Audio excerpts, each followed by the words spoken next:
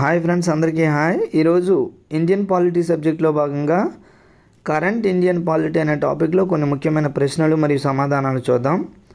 అందులో ముందుగా 87వ ప్రశ్న చూడండి. 2018 సెప్టెంబర్ 26న ఎస్సీ ఎస్టీ ప్రమోషన్ల ప్రక్రియలో పాటించాల్సిన అంశాలపై సుప్రీంకోర్టు తీర్పులోని ముఖ్య అంశాలు. 2018 సెప్టెంబర్ 26న ఎస్సీ ఎస్టీ ప్రమోషన్ల ప్రక్రియలో పాటించాల్సిన అంశాలపై సుప్రీంకోర్టు తీర్పులోని ముఖ్య అంశాలు. ఆప్షన్స్ చూడండి. పరిమాణాత్మక సమాచారం అవసరం లేదు అనగా క్వాంటిఫైయబుల్ డేటా అవసరం లేదని చెప్పడం జరిగింది. కరెక్టే. పరిమాణాత్మక సమాచారం అవసరం లేదు. ఆ విషయం ఎస్సీ ఎస్టీ ప్రమోషన్ల ప్రక్రియలో పాటించాల్సిన అంశాలపై సుప్రీంకోర్టు తీర్పులోనే ఒక అంశం అది. నెక్స్ట్, పాలనా సామర్థ్యం పరిగణలోకి తీసుకోవాలి. అది ఉంది. నెక్స్ట్, వీరికి తగినంత ప్రాతినిధ్యం లేదనే వాస్తవాలు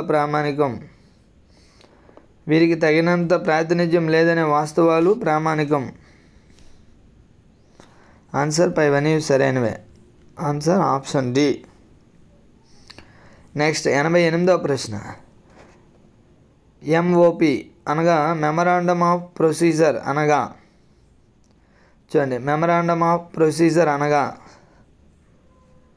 ఆన్సర్ న్యాయమూర్తుల నియామక విధానం. దానినే కొలీజియం అంటారు.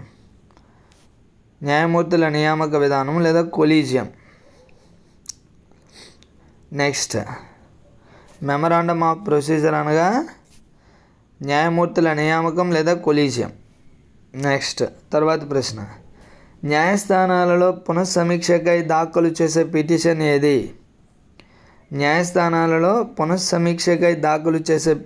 ఏది? ఇది కూడా ఇంపార్టెంటే. న్యాయస్థానాలలో పునఃసమీక్షకై దాఖలు చేసే పిటిషన్ ఏది అంటే క్యూరేటివ్ పిటిషన్. నెక్స్ట్, ఈ టెర్మినాలజీ క్యూరేటివ్ పిటిషన్ అనగా అని అంటుంటాడు. న్యాయస్థానాల్లో పునఃసమీక్ష కొరకు దాఖలు చేసే పిటిషన్ ఇది. నెక్స్ట్, తర్వాతి ప్రశ్న. రెస్ జుడిక్టా అనే న్యాయశాస్త్ర పరిభాషకు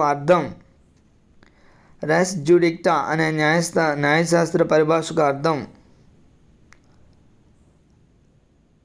ఆన్సర్ కేసును అదే కారణాలతో పునఃసమీక్షించకపోవడం.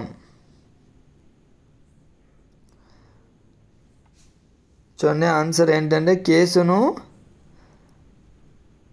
అదే కారణాలతో పునఃసమీక్షించకుండా ఉంచడం, అంటే పునఃసమీక్షించకపోవడం. దాన్నే ఏమంటారంటే రెస్ జుడిక్టా. నెక్స్ట్, 91వ ప్రశ్న. జాతీయ గీతానికి సంబంధించిన ప్రివెన్షన్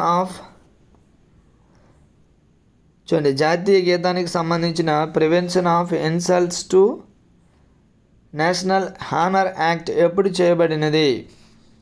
జాతీయ గీతానికి సంబంధించిన prevention of insults to national honours act ఎప్పుడు చేయబడినది? ఆన్సర్ 1971. గర్భ విచ్ఛిత్తి చట్టం కూడా 1971 గుర్తుపెట్టుకోండి. నెక్స్ట్, 92వ ప్రశ్న. 2016లో తలాక్ ద్వారా విడాకులు ఇచ్చే విధాన రద్దుకై సుప్రీంకోర్టును ఆశ్రయించిన ఉత్తరాంచల్ మహిళ. 2016లో తలాక్ ద్వారా విడాకులు ఇచ్చే విధాన రద్దుకై సుప్రీంకోర్టును ఆశ్రయించిన ఉత్తరాంచల్ మహిళ ఎవరు? ఆన్సర్ షైరా బాను.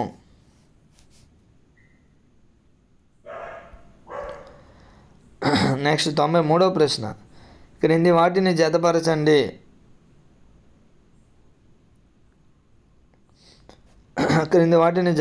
అని ఇవ్వడం జరిగినది. చూడండి, ఆప్షన్ ఏ కావేరీ చేసిన నీటి వివాదము. జిఎస్ జా కమిటీ. కరెక్టే. కావేరీ వివాదానికి సంబంధించి జిఎస్ జా కమిటీ. సరస్వతి నది ఉనికికి సంబంధించిన కమిషన్ వాల్దిమా కమిషన్. కృష్ణా జలాల పంపిణీకి బిజ్రెస్ కుమార్. కృష్ణా జలాల పంపిణీకి బిజ్రెస్ కుమార్. సివిల్ సర్వీస్ పరీక్షా విధానము బసివాన్ కమిటీ. ఇవన్నీ కూడా దేనికి అవే. కావేరీ నీటి వివాదానికి సంబంధించి జిఎస్ జా కమిటీ. సరస్వతి నది ఉనికి వాల్దిమా కమిషన్. కృష్ణా జలాల పంపిణీ బిజ్రెస్ కుమార్. సివిల్ సర్వీస్ పరీక్షా విధానము Baswan committee. Answer option C. Next 94వ ప్రశ్న. రైల్వే బడ్జెట్ను సాధారణ బడ్జెట్లో కలపాలని పేర్కొన్న కమిటీ. చూడండి, రైల్వే బడ్జెట్ను సాధారణ బడ్జెట్లో కలపాలి అని పేర్కొన్న కమిటీ ఏది? Answer Vivek Debroy committee.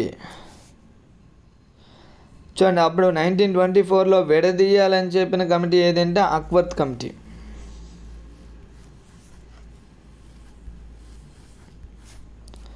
Railway బడ్జెట్ను సాధారణ బడ్జెట్ నుండి విడదీయాలని చెప్పిన కమిటీ ఏదంటే 1924 అక్వర్త్ కమిటీ. ఆ సిఫార్సుల మేరకు విడదీయడం జరిగినది. ఇప్పుడు ఇంపార్టెంట్, రైల్వే బడ్జెట్ను సాధారణ బడ్జెట్లో కలపాలని పేర్కొన్న కమిటీ ఏది? Answer Vivek Debroy committee. Next, whistle blowers రక్షణ చట్టం 2014 దేనికి సంబంధించినది? చూడండి, విజిల్ బ్లోయర్స్ రక్షణ చట్టం 2014 దేనికి సంబంధించినది? చూడండి, ఆన్సర్ అవినీతిపై ఫిర్యాదు చేసిన వారికి రక్షణ. విజిల్ బ్లోయర్స్ రక్షణ చట్టం 2014 దేనికి సంబంధించినది అంటే ఆన్సర్ అవినీతిపై ఫిర్యాదు చేసిన వారికి రక్షణ. నెక్స్ట్ 96వ ప్రశ్న. 122వ రాజ్యాంగ సవరణ బిల్లు దేనికి సంబంధించినది? చూడండి, రాజ్యాంగ సవరణ బిల్లు వేరు, చట్టం వేరు. బిల్లులు ఎన్నైనా పెట్టచ్చు, పెట్టిన బిల్లులన్నీ ఆమోదించబడాలని లేదు. చట్టాలు సవరణ చట్టం అంటే ఆమోదంలోకి వచ్చిన తర్వాతే వస్తుంది. ఫర్ ఎగ్జాంపుల్ 101వ రాజ్యాంగ సవరణ చట్టం జిఎస్టీ, లేదా 102 బ్యాక్వర్డ్ క్లాస్కు. చూడండి, వెనుకబడిన వర్గాల వారికి, సామాజికంగా ఆర్థికంగా విద్యాపరంగా వెనుకబడిన వర్గాల వారికి ప్రత్యేక చట్టం ఏదైతే ఉందో అదే మనకు 102వ రాజ్యాంగ సవరణ చట్టం. బీసీలకు సంబంధించి. సో అలా ఈ సవరణ చట్టాలు చూడండి, చట్టాలు అనేవి ఆమోదించబడిన తర్వాత పార్లమెంట్ ఆమోదించబడ్డ తర్వాత వచ్చేవి. బిల్లు అనేవి ఎన్నైనా పెట్టవచ్చు, పెట్టిన బిల్లులన్నీ ఆమోదించబడాలని లేదు, కొన్ని తిరస్కరణకు కూడా గురవుతాయి. తర్వాత ప్రవేశపెట్టే బిల్లుకు నెక్స్ట్ నెంబర్ను అలొకేట్ చేయడం జరుగుతుంది. సో 122వ రాజ్యాంగ సవరణ బిల్లు దేనికి సంబంధించినది అని చెప్పి మనకు అడగడం జరిగింది. ఆన్సర్ వస్తు సేవల పన్ను. ఇంపార్టెంట్, ఇక్కడే ఇచ్చారు చూడండి. 122వ రాజ్యాంగ సవరణ బిల్లు దేనికి సంబంధించినది అంటే వస్తు సేవల పన్ను. మరి ఈ యొక్క వస్తు సేవల పన్నుకు సంబంధించిన చట్టం ఏదంటే 101వ రాజ్యాంగ సవరణ చట్టం. రాజ్యాంగ సవరణ చట్టం అంటే 101. తర్వాత ప్రశ్న అదే ఉంది చూడండి. 101వ రాజ్యాంగ సవరణ చట్టం 2016 దేనికి సంబంధించినది? ఆన్సర్ ఆప్షన్ ఏ వస్తు సేవల పన్ను. 103వ రాజ్యాంగ సవరణ చట్టం 2019 దేనికి సంబంధించినది? చూడండి, 103 అయితే ఈడబ్ల్యూఎస్ ఎకనామికల్లీ వీకర్ సెక్షన్. వీరికి 10%కు మించి ఇవ్వకూడదు, అంటే 10% లోపల రిజర్వేషన్ ఈడబ్ల్యూఎస్ వారికి. నెక్స్ట్ 99వ ప్రశ్న. చూడండి, 102 అయితే వెనుకబడిన వర్గాల వారికి చూడండి, అది పర్టికులర్గా సామాజికంగా ఆర్థికంగా విద్యాపరంగా వెనుకబడిన వర్గాల వారికి ప్రత్యేక రక్షణ. దానికి రిలేటెడ్గా వచ్చిన ఆర్టికల్ 338B. 103వ రాజ్యాంగ సవరణ చట్టం ఈడబ్ల్యూఎస్ ఎకనామికల్లీ. చూడండి, ఇది వచ్చేసరికి ఎకనామికల్లీ వీకర్ సెక్షన్. వీరికి రిజర్వేషన్ ఎంత శాతం అంటే 10%. నెక్స్ట్ 99వ ప్రశ్న చూడండి. 101వ రాజ్యాంగ సవరణ చట్టం 2016 ప్రకారం రాజ్యాంగంలో చేర్చబడిన నూతన ఆర్టికల్స్.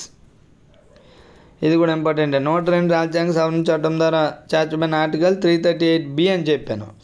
మరి 101వ రాజ్యాంగ సవరణ చట్టం 2016 ప్రకారం రాజ్యాంగంలో చేర్చబడిన నూతన ఆర్టికల్స్ ఏవి?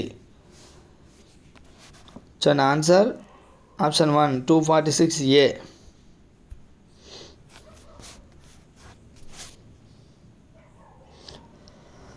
నెక్స్ట్ 100వ ప్రశ్న. 102వ రాజ్యాంగ సవరణ చట్టం 2018కు సంబంధించి సరైన అంశం ఏది?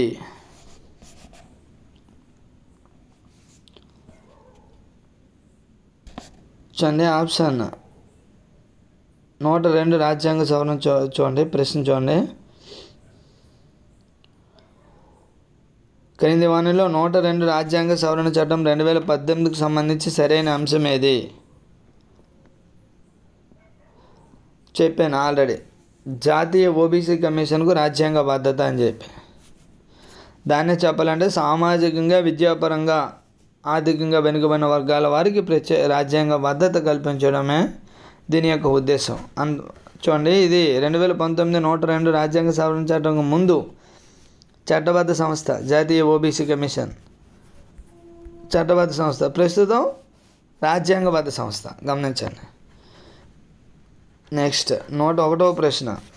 2016 మార్చిలో ఈ క్రింది ఏ నదీ జలాలను పంజాబ్ పొరుగు రాష్ట్రాలతో పంచుకోవాలని సుప్రీంకోర్టు తీర్పునిచ్చింది?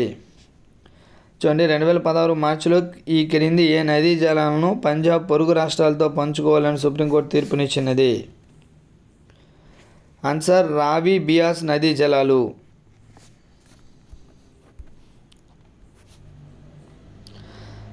రావి బియాస్ నదీ జలాలు. నెక్స్ట్ 102వ ప్రశ్న. స్వలింగ సంపర్కం నేరమని పేర్కొనే ఐపీసీ 377 సెక్షన్ రద్దు రాజ్యాంగబద్ధమని సుప్రీంకోర్టు పేర్కొన్న కాలం అనగా పేర్కొన్న సంవత్సరం. చూడండి, స్వలింగ సంపర్కం నేరమని పేర్కొనే ఐపీసీ సెక్షన్ 377 రద్దు రాజ్యాంగబద్ధమే అని సుప్రీంకోర్టు పేర్కొన్న సంవత్సరం. ఆన్సర్ 2018. నెక్స్ట్ 103వ ప్రశ్న. 2016 జూన్ 30న సుప్రీంకోర్టు ఈ క్రింది ఎవరిని థర్డ్ జెండర్స్గా పేర్కొన్నది? 2016 జూన్ 30న సుప్రీంకోర్టు ఈ క్రింది ఎవరిని థర్డ్ జెండర్స్గా పేర్కొన్నది? ఎవరిని అంటే ఆన్సర్ హిజ్రా. నెక్స్ట్ 104వ ప్రశ్న. సుప్రీంకోర్టు ఎవరిని థర్డ్ జెండర్స్గా పేర్కొన్నది? అదే ప్రశ్న ఇచ్చారు, హిజ్రాలు. Thank you friends, thank you to all.